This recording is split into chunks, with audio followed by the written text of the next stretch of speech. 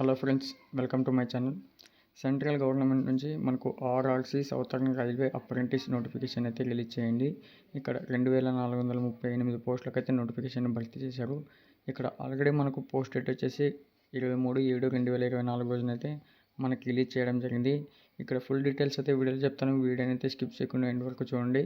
కొత్తగా చూస్తున్న వాళ్ళు ఉంటే ఛానల్ను సబ్స్క్రైబ్ చేసుకుని పక్కన ఉన్న బెల్ ఐకాన్ యాక్టివ్లో పెట్టుకున్నారంటే మేము చేసే ప్రతి ఒక్క నోటిఫికేషన్ అయితే వస్తుంది.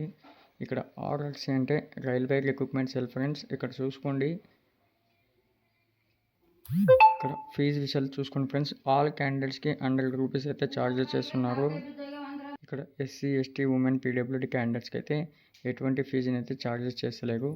అప్లై చేసుకోవడానికి ఈ నెల 22 నుంచి 22/7/2024 నుంచి మనకు ఆగస్టు 12/8/24 అంటే లాస్ట్ మంత్ మనకి రిలీజ్ అయింది ఫ్రెండ్స్. ఇక్కడ ఇంట్రెస్ట్ ఉన్న వాళ్ళు అప్లై చేసుకోండి. మినిమం ఏజ్ వచ్చేసి 15 ఇయర్స్, మ్యాక్సిమం వచ్చేసి 22 ఇయర్స్. ఇక్కడ ఎక్స్ఐటీఏ ఎంఎల్టీ వాళ్ళు కూడా అప్లై చేసుకోవచ్చు అన్నారు. మనకి ఏజ్ రిలాక్సేషన్ కూడా ఉంటుంది.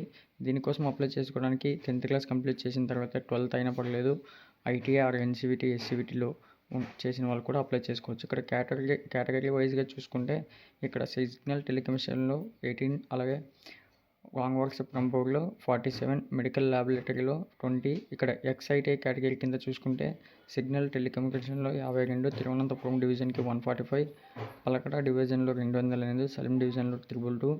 ఇక్కడ చూసుకోండి లూకో వర్కర్స్కు, అలాగే electric workshop, engineering workshop Chennai డివిజన్కి, అలాగే ఎలక్ట్రికల్ రోలింగ్ స్టాకు, అలాగే చెన్నై డివిజన్ ఎలక్ట్రిషియన్ రోలింగ్కు ఇక్కడ మనకు డిఫరెంట్గా ఇక్కడ వేకెన్సీ అయితే రిలీజ్ చేశారు.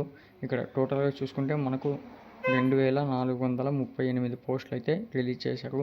వెంటనే అప్లై చేసుకోవాలనుకున్న వాళ్ళు, ఇంట్రెస్ట్ ఉన్న వాళ్ళు దగ్గరలో ఉన్న నెట్ సెంటర్కి వెళ్ళి కంపల్సరీగా మీకు ఇంట్రెస్ట్ ఉన్న వాళ్ళైతే అప్లై చేసుకోండి. ఇక్కడ మనకు అప్రెంటిస్ సర్టిఫికేట్ అనేది చాలా యూస్ఫుల్.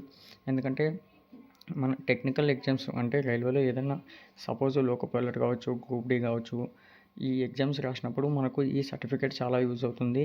ఎందుకంటే మీకు ఈ సర్టిఫికేట్ ఉందంటే జస్ట్ పాస్ మార్క్స్ వచ్చినా మీరు ఆటోమేటిక్గా ఆ జాబ్కి అనేది సెలెక్ట్ అవ్వడం జరుగుతారు.